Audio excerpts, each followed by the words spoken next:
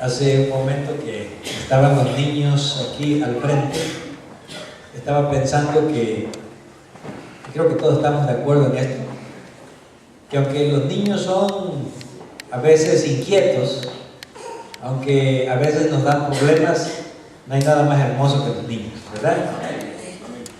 Y gracias a Dios por la bendición que tenemos de tener muchos niños aquí en la iglesia.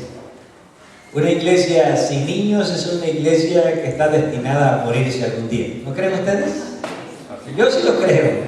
Una iglesia sin niños está destinada a morirse algún día.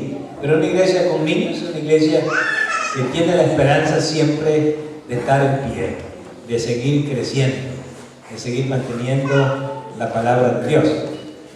Hay un pasaje que a mí me gusta mucho y me gustaría que todos los que tengamos una Biblia lo busquemos. Filipenses capítulo 1, versículo 6. Filipenses capítulo 1, versículo 6. Estando persuadido de esto. Vamos a ponerlo en otras palabras más actuales. Estando convencido de esto. Estando convencido de esto. Que el que comenzó en vosotros la buena obra, ¿qué hará? La perfeccionará hasta el día de Jesucristo. Esta mañana yo les pregunto, ¿quién es el que comienza la obra de la salvación? ¿Quién es el que la comienza la obra de la salvación en nosotros? ¿Quién la inicia? ¿Quién le pone la chispa? ¿Quién le prende el cerillo a la salvación? Es Cristo Jesús. ¿Y quién la termina? ¿Nosotros? ¿Nosotros la acabamos? ¿Nosotros venimos a completar lo que Jesús dejó ahí medio incompleto? No, Pablo dice que el mismo que la comienza es el mismo que la va a perfeccionar, el que la va a acabar, el que la va a terminar. Esto significa que toda la obra de la salvación depende de Cristo Jesús. Realmente a veces nosotros creemos que hacemos algo, pero nosotros no hacemos nada. Nosotros solamente permitimos que Dios pueda hacer su obra en nosotros. Y eso es distinto. Una cosa es hacer, otra cosa es ¿qué? Permitir que Dios haga la obra, porque es Dios el que la comienza, es Dios el que la termina. A veces uno en el camino de la salvación siente que uno se atora en un lugar, ¿no es cierto? Hay problemas en nuestra vida que hacen que uno se detenga y empiece como a patinar, así como cuando está un camión en el lodo, dando vueltas pero sin avanzar. Pero tenemos que pensar que los problemas de nosotros son los problemas de Dios también, ¿no es así? Amén. Los problemas nuestros son los problemas de Dios. Tenemos que pensar que las necesidades nuestras son las necesidades de Dios. Y lo voy a ilustrar con un incidente que se encuentra registrado en Génesis 22, que todos conocemos. Un hombre anciano va caminando con su hijo a su lado y van rumbo a un monte donde van a ofrecer un sacrificio. Y casi cuando están llegando, el hijo le hace una pregunta al padre, dice: pues aquí hay un problema, ¿verdad? Mira, traemos leña y traemos fuego, pero ¿qué no traemos? ¿Qué nos hace falta? Nos hace falta lo más importante. Bueno, no era lo más importante en un sacrificio. Nos hace falta el cordero. Ahora, ¿alguna vez usted se ha sentido en una situación similar? Usted va caminando y sabe que lleva algo, pero hay algo que le falta. Pero lo que le falta a usted, su necesidad, es la necesidad ¿de quién? De Dios. El problema de usted es el problema de Dios. Porque este hombre le contesta a su hijo: no te preocupes. No te preocupes. Eso nosotros no lo podemos tener. Eso lo tiene que proveer ¿quién? Dios se va a proveer de un cordero. ¿Qué significa esto? que cuando nosotros tenemos un problema en nuestra vida, cuando tenemos una necesidad, no debemos de verla como mi problema, como mi necesidad, sino tenemos que ver como esto es algo que va a resolver ¿quién? Dios es el que lo va a resolver. Dios es el que le va a dar solución. Porque yo no tengo dentro de mis posibilidades, dentro de mis manos, el poder resolver este problema. Ahora, nuestra tarea es seguir caminando. Abraham e Isaac no se quedaron sentados, ¿verdad? De que Dios dijo, no te preocupes, vamos, Dios hará provisión del cordero. Dios se proveerá a él mismo de cordero para el sacrificio. Por eso cuando leemos este pasaje, ¿verdad? Que dice, el que comenzó la buena obra es el mismo que la va a terminar. Yo quiero decir algo, hermanos, esta mañana. Si hay un problema espiritual en nuestras vidas que nos permite avanzar, si hay una situación en nuestra vida que nos permite o que nos impide que Jesús siga trabajando en nosotros, tenemos que ponerla en las manos de Dios. No tratemos de resolverla por nosotros mismos. A veces nos concentramos demasiado en nuestros problemas y nos olvidamos de quién, del Dios que resuelve los problemas. Cuando uno se concentra en sus problemas, uno se desespera, ¿no es así? Uno se aflige, uno se acongoja, a uno se le va el sueño. Pero cuando uno se concentra en, bueno, Dios tiene el poder y yo sé que lo va a hacer, que lo va a resolver, entonces uno descubre que finalmente toda la obra proviene de ¿quién? De Dios. Por eso dice más adelante, Filipenses 2:13, otro versículo que me gusta a mí mucho de Filipenses, ahí mismo, no tienen que ir a otro lado, Filipenses 2:13, porque Dios es el que en vosotros ¿qué? Produce así el querer como el hacer por su buena voluntad. Ahora, no es mi voluntad, es la voluntad de ¿quién? El que tiene la buena voluntad es Dios. Dios tiene la buena voluntad de producir en nosotros el querer. Y no solamente el querer, también el poder hacerlo, el poder realizarlo. Por eso, no sé si ustedes recuerdan, estamos hablando de toda la obra que Dios está realizando para nuestra salvación. ¿Y alguien me puede decir en qué parte nos quedamos? A ver si recuerdan. Hace un mes que ya no hablamos de esto.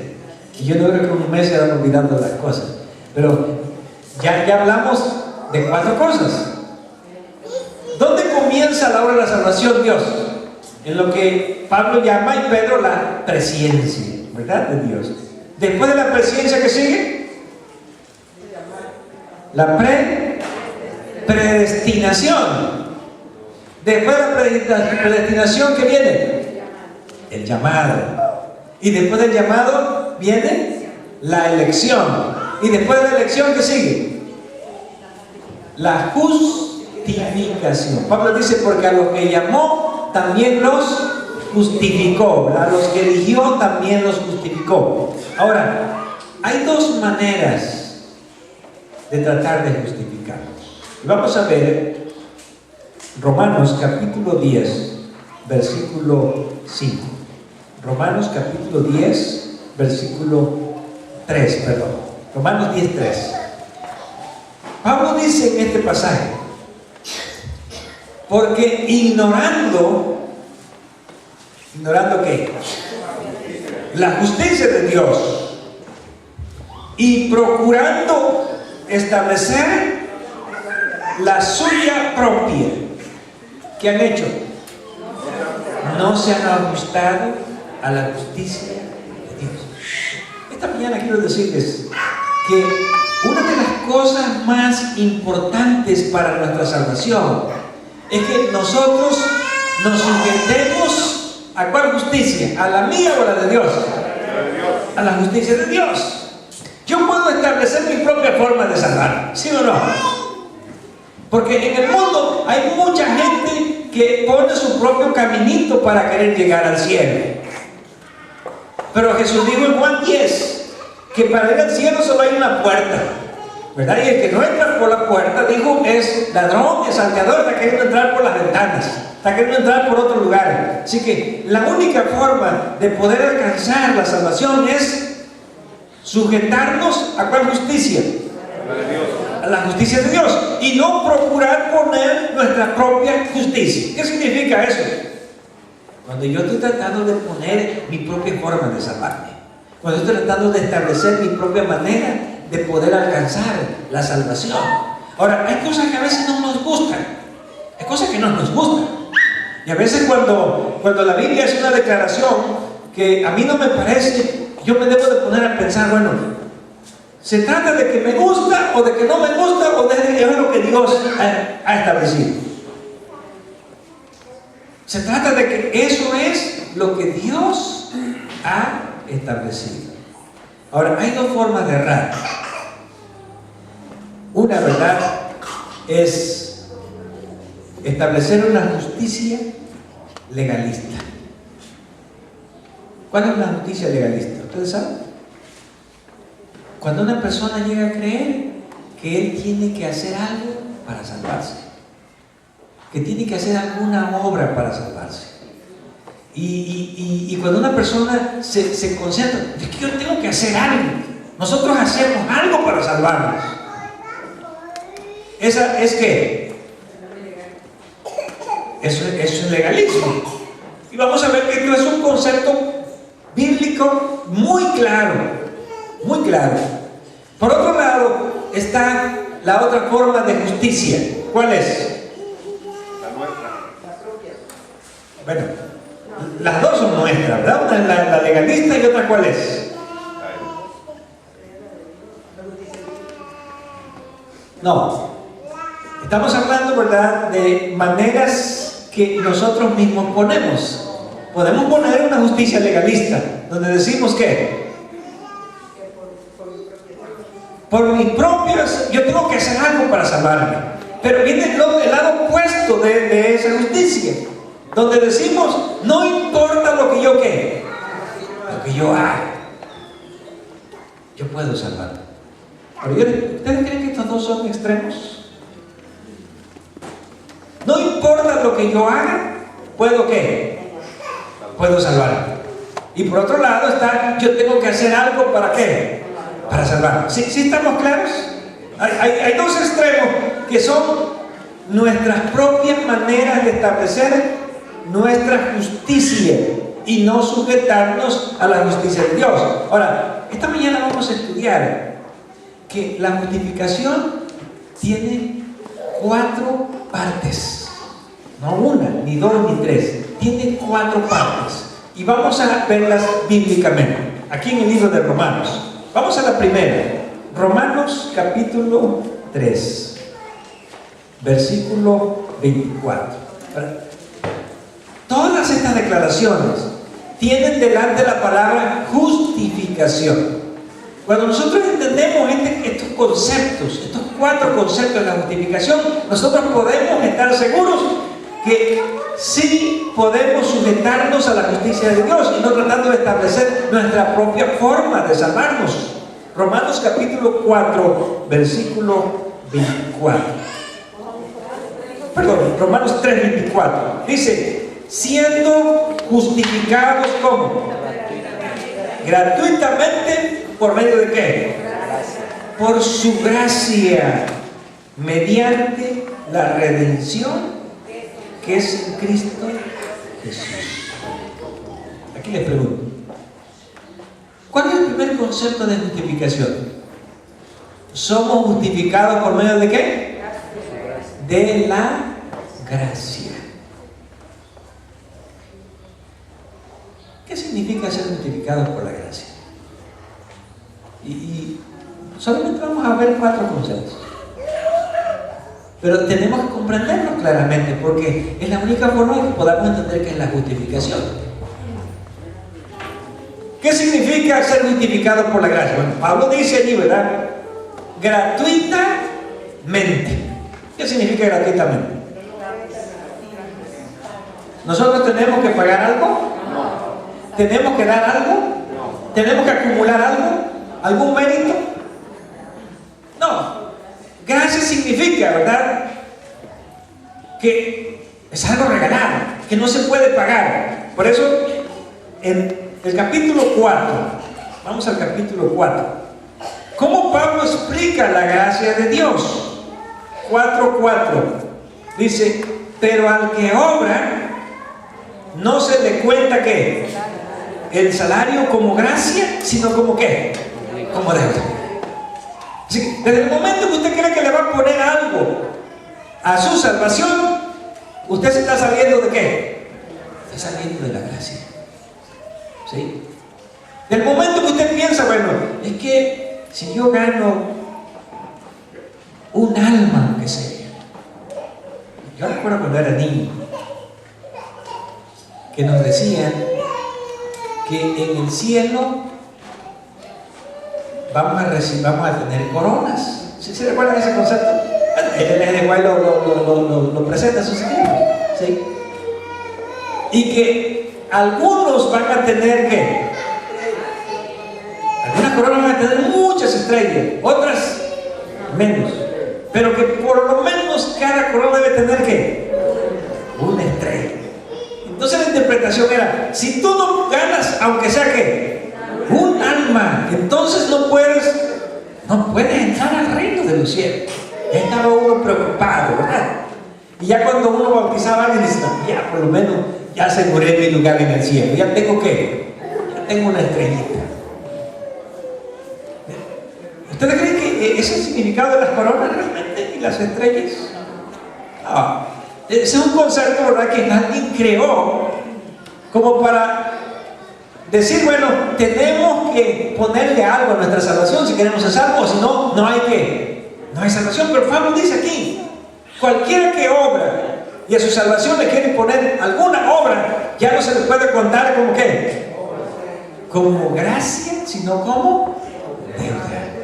Desde el momento en que una persona cree que tiene que hacer algo, ganar un alma, bueno, tenemos que ganar alma, ¿sí o no? Pero ninguna alma nos va a meter al reino de los cielos. Eso debe ser claro. Porque la salvación no es ¿por qué?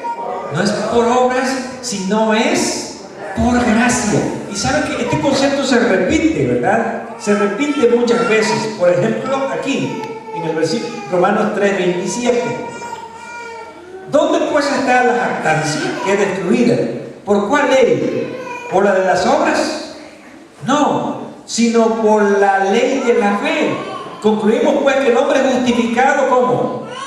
Por la fe, sin las obras de la ley. Pablo siempre está excluyendo ese concepto de que tengo que poner algo, tengo que agregar algo a la salvación. Así que yo les pregunto: ¿entendemos claramente qué significa la justificación por la gracia? ¿Sí? ¿Sí la comprendemos? Nosotros nunca vamos a agregar ni un punto para entrar en el reino de los cielos, porque la salvación, ¿cómo es? Es gratuita, es gratuitamente, es por gracia. Y alguien puede decir: pero si yo he ganado 40 almas y construí 10 templos, ¿en qué me va a contar eso? ¿Cuál es la respuesta? En nada. Eso no cuenta en nada, aunque no nos guste. Ahora, yo puedo establecer mi propia justicia si quiero, ¿sí o no? La puedo poner, pero esa no es la justicia de ¿quién? De Dios. Será mi propia justicia. Segundo concepto de justificación, ahí mismo en Romanos capítulo 5, versículo 1. Justificados, otra vez justificados, pero ahora ya no es por gracia. ¿Ahora por qué es? Por la fe tenemos paz para con Dios por medio de nuestro Señor Jesucristo. ¿Por qué aquí la justificación ya no es por gracia, ahora es por fe? ¿Qué significa?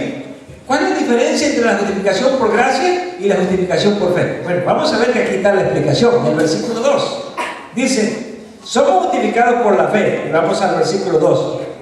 ¿Por quién tenemos entrada por la fe? ¿A dónde? A la gracia. A la gracia. ¿Qué hace la fe? ¿Qué hace la fe? La fe es la que nos mete ¿a dónde? A la gracia. Nos mete a la gracia. ¿Por qué razón? Porque Dios ofrece la salvación gratuitamente ¿para quién? Para todo el mundo. ¿Es verdad o no es verdad? Es verdad. La salvación es gratis para todos. No hay nadie que pueda decir, no, es que para mí no me la dieron gratis. No, Dios le ofrece la salvación a todo el mundo, por gracia. Todos tienen a su alcance la salvación gratuita, todo el mundo. Pero solo los que entran en esa gracia, ¿quiénes son? Los que tienen fe. Así de sencillo. Así que, ¿de qué me sirve la gracia? ¿De qué sirve que Dios me esté poniendo la salvación allí?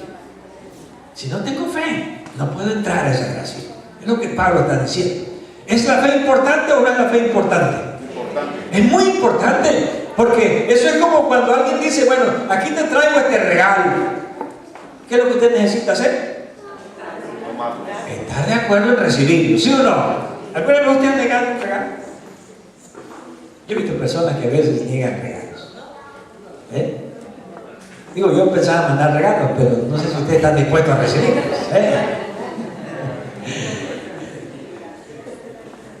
Hay personas que niegan regalos, ¿sí o no? Sí. Yo he visto personas que, por ejemplo, cuando les regalan algo y sienten, bueno, ¿qué están creyendo? Que yo estoy en necesidad. ¿Sí o no? Porque se sienten como que los estuvieran humillando, ¿no es así? Yo recuerdo que un día pasó un señor a pedir comida a la casa. Y mi mamá dijo, mire, pues no tengo más que tortillas con frijoles, le voy a hacer unos tacos de frijoles. Y mi mamá, ¿verdad?, le calentó las tortillas, hizo sus taquitos de frijoles, se los puso y se fue. Y cuando al rato salimos, estaban los tacos tirados en la puerta. Así que no digan que no es cierto, que hay gente que no acepta los regalos. Y si tú los tiró, ¿por qué razón? Bueno, yo me imagino que había esperado que fueran tacos de carne, ¿verdad? Eso solo se da en las taquerías. Pero en la casa de los pobres, un taco de frijol y ya es ganancia, ¿no es así, hermano? Claro que sí. Por eso tenemos que tener fe. Y la fe es estar dispuesto ¿a qué? A recibir el regalo de Dios. O sea, hay mucha gente que no se va a salvar solo porque rechazaron la salvación que Dios les estaba dando. Pablo dice, la fe es la que nos mete ¿dónde? En la gracia. Es la fe la que nos mete en la gracia.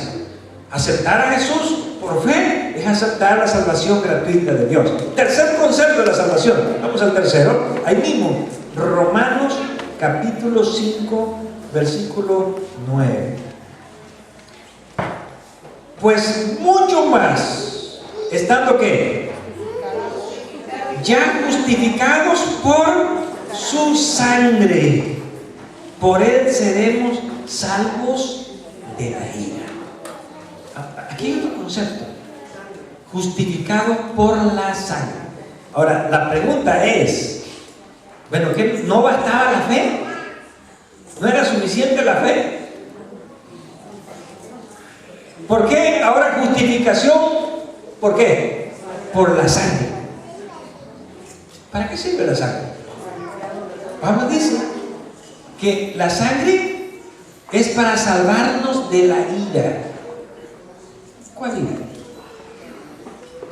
Vamos a ver qué es la ira. Ahí mismo en Romanos, porque vamos a estar por aquí mismo. Romanos capítulo 1, versículo 18. ¿La ira de quién?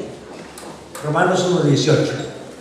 Dice, porque la ira de quién?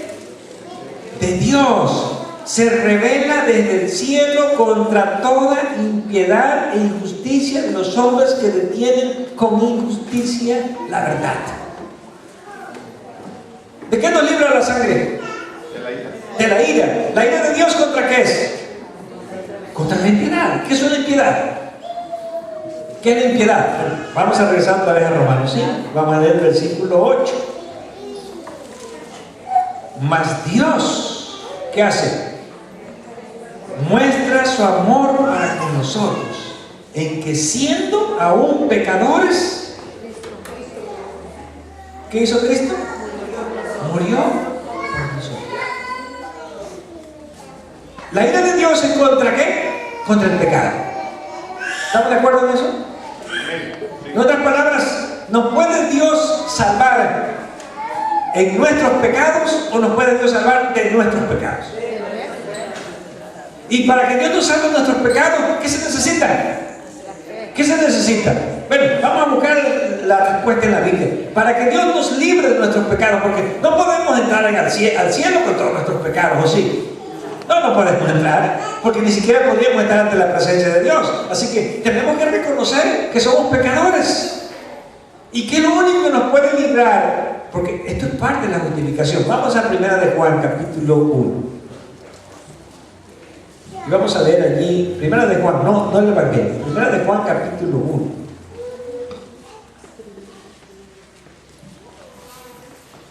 Y vamos a leer el versículo 8. Si decimos que no tenemos que pecar, ¿qué hacemos?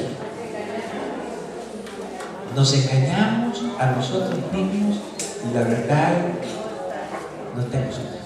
¿Saben que a los seres humanos no nos gusta que nos hablen de pecado? ¿Sí o no? No nos gusta, y menos que nos hablen de los nuestros, ¿verdad? A nadie le gusta que nos hablen de nuestros pecados, pero una de las cosas importantes en la salvación es reconocer que somos pecadores. El que no reconoce que es pecador se vuelve mentiroso, dice la Biblia. Ahora, cuando reconozco que soy pecador, ¿qué es lo que me va a librar de mi pecado? Vamos a leer el mismo 1 de Juan, capítulo 1, versículos 7. Pero si andamos en luz como Él está en luz, tenemos que comunión unos con otros. ¿Y qué dice? ¿Y la sangre de quién? De Jesucristo, su Hijo, ¿qué hace? Nos limpia de pecado. Yo le pregunto, ¿se necesita la justificación por la sangre o no se necesita? No solo la fe, no solo la gracia. Ahora, hay muchos cristianos que nos aferramos solo a un concepto, ¿sí o no? O es que la salvación es por gracia. Yo tenía un tío que decía lo siguiente: no se preocupe, al final Dios nos va a salvar a todos, a los buenos y a los malos, porque Dios es un Dios de amor. Y él decía: ¿a poco tú vas a que, por muy malo que sea tu hijo, lo vas a quemar? Como andan diciendo que Dios nos va a quemar. No se preocupen, Dios nos va a salvar a todos porque su gracia es grande. ¿Qué dice la Escritura? Yo puedo establecer ¿qué? Tratar de establecer mi propia justicia. Yo puedo pensar de esa manera si quiero, ¿sí o no? Sí. Y hay mucha gente que piensa así, ¿sí o no? Yo conozco mucha gente que dice: Dios nos va a salvar a todos, porque Dios es bueno y Él es un Dios de amor. Si nosotros no somos de amor y hacemos cosas buenas, ¿cuánto más es Dios? Pero Pablo por eso dice: algunos, dejando la justicia de Dios, tratan de ¿qué? Establecer su propia justicia. Ahora, podemos decir: solo ten fe y ya, olvídate de lo demás. La fe es parte de ¿qué? De la justificación, pero no es todo. No es todo. Porque Pablo aquí dice, ¿verdad?, que la justificación es por gracia, es por fe y ¿por qué más? Por la sangre de Cristo. ¿Por qué? Porque Dios tiene que limpiar nuestros pecados. Ahora, ¿hay algún pecado que Dios no pueda limpiar? ¿Hay algún pecado que la sangre de Cristo no pueda limpiar? ¿Sí? Vamos a leer ahí mismo, versículo 9. ¿Sí qué? Si confesamos nuestros pecados, Él es fiel y justo, ¿para qué? Para perdonar nuestros pecados y limpiarnos de toda maldad. ¿Cuáles son los pecados que Dios nos puede perdonar? Los que no se confiesan. ¿Cuál es la diferencia entre confesar y no confesar? Bueno, ahí mismo presenta el hecho. La persona que no reconoce un pecado, ¿lo puede confesar como pecado? No. El pecado que se confiesa es el pecado que en primer lugar, ¿qué? se reconoce. Ahora yo quiero decirles algo. Entrar en el tema del pecado es bien complicado, porque hay muchas cosas, ¿verdad? Hay muchas cosas que tienen que ver con el pecado. Por ejemplo, a veces cometemos pecados que nosotros ni teníamos intención de cometer. ¿No es así? O como dijo David, líbrame de los que me son ocultos. Pecados que yo ni siquiera conozco y que lo estoy haciendo. Pero cuando nosotros venimos a Jesús, ¿qué hace la sangre de Cristo? La sangre de Cristo limpia parejo, ¿verdad? Es como cuando usted va a limpiar una olla sucia. Usted puede agarrar su fibrita y estarla ahí tallando arriba y cree que ya está limpia, ¿no es cierto? Pero puede ser que alguien venga con un líquido más potente y ¿qué va a pasar? Me va a despegar hasta el cochambre de abajo. ¿Sí? ¿Qué significa esto? Cuando nosotros con un corazón sincero nos acercamos a Jesús y decimos, Señor, yo reconozco que soy pecador. Tal vez hay pecados que yo sé cuáles son y te los puedo dar así una listita. Hay otros pecados que yo ni siquiera sé cuáles son, pero tal vez los estoy cometiendo, ¿sí o no? O hay otros pecados que a lo mejor yo no considero que sean pecados, pero ante ti son pecados. Ahora, la sangre de Cristo, ¿qué hace? No dice nos limpia de parte, sino de qué? Nos limpia de todos los pecados. Arranca todo, ¿verdad? Hasta el cochambre más pegado. Y viene la última parte. Y aquí viene la parte más difícil. Vamos otra vez a Romanos, porque tenemos que estar ahí. Y vamos a Romanos capítulo 2. Romanos capítulo 2. Y aquí nos vamos a quedar en esta parte de la justificación, porque vamos a estudiar más acerca de este tema. Pablo establece que la salvación no es por las obras de la ley. Ya leímos algunos versículos, ¿verdad? No es por la ley, no es por las obras, no es por hacer méritos. Pero vamos a leer Romanos 2:13.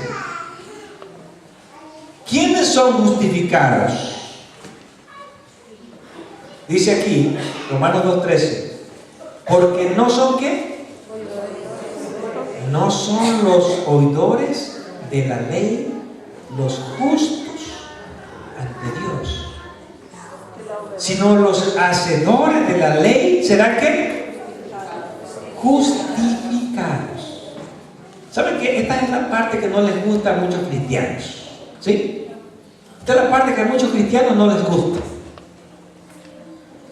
¿Por qué? Porque aquí Pablo está diciendo que una persona, ¿quién es una persona que solo es oidora? ¿Quién es un oidor? Personas que te oyen.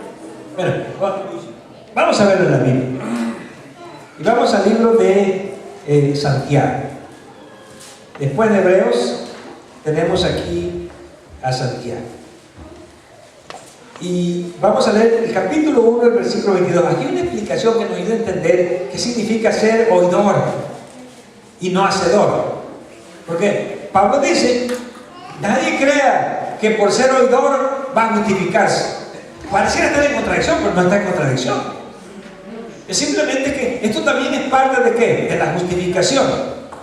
Vamos a leer Santiago 1, 22. Dice, ¿pero qué? Sed hacedores de la palabra y no tan solamente ¿qué? Oidores, engañándonos a vosotros mismos.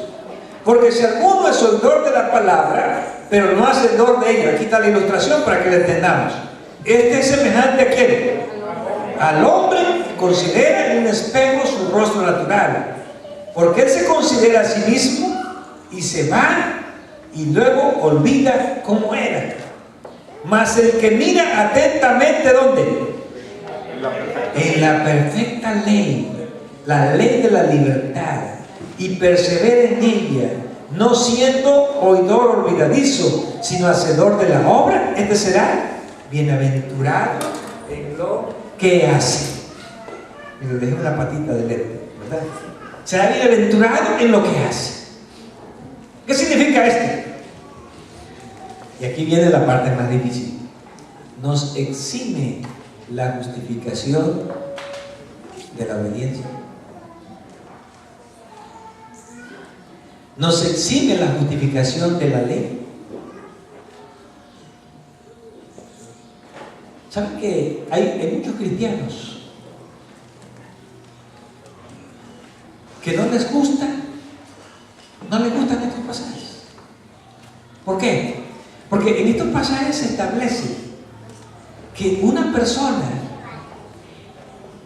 que hace caso omiso ¿de qué? De la ley de Dios, tampoco puede ser ¿qué? Justificado. Tampoco puede ser justificado. Muy bien, vamos a leer una declaración ahí mismo en Santiago, porque Santiago está hablando de este asunto. Santiago capítulo 2, y vamos a leer el versículo 24. Santiago hace una conclusión, ¿cuál es?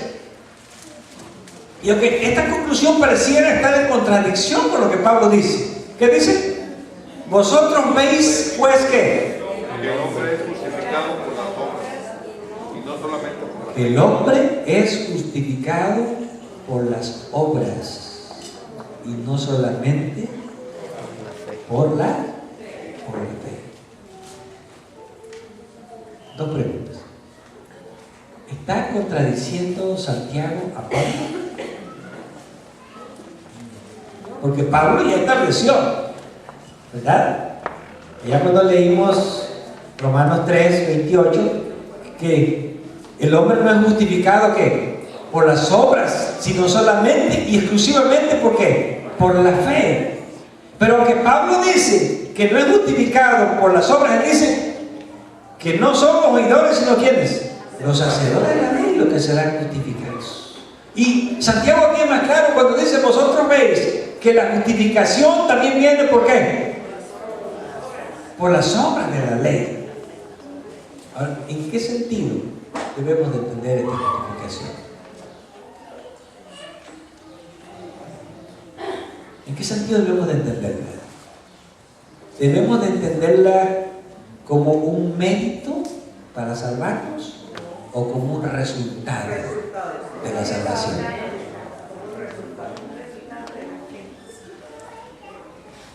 Son dos cosas distintas, ¿verdad? Una cosa es querer obtener algo como un mérito, y otra cosa es que sea un resultado, que sea un fruto de lo que nosotros ya tenemos. Y voy a presentar esto de la siguiente manera. La salvación es por medio de ¿qué? Por medio de la fe, ¿sí o no? Pero el juicio que se va a hacer a los hombres, que se va a decidir la salvación, ¿es por la fe o por las obras? No hay ningún pasaje en la Escritura que diga que Dios hará el juicio por la fe. Todos los pasajes del Antiguo y del Nuevo Testamento dicen: porque Dios traerá toda ¿qué? Obra a juicio, el cual juzgará a cada uno conforme a ¿qué? A sus obras, sean buenas o sean malas. En otras palabras, la justificación tiene que tener como resultado ¿qué? Las obras, para probar que realmente somos justificados en Cristo Jesús. Por eso, si nosotros estamos tratando de quitar una parte a la justificación, podemos decir que con seguridad que estamos haciendo, estableciendo nuestra propia justicia y no la justicia de Dios. La próxima vez vamos a hablar sobre cómo se explica esta supuesta justificación también. ¿Por qué? Por las obras, cuando las obras realmente no justifican. Pero que Dios nos ayude para entender que si tenemos estos cuatro conceptos, nosotros estaremos siendo realmente justificados, no en nuestra propia forma, sino según la justicia de Dios, la justicia en Cristo Jesús. Que Dios nos dé esa bendición y que este día podamos ir a nuestra casa justificados y sintiendo la justicia de Dios. Vamos a cantar el último canto, que es un canto que nos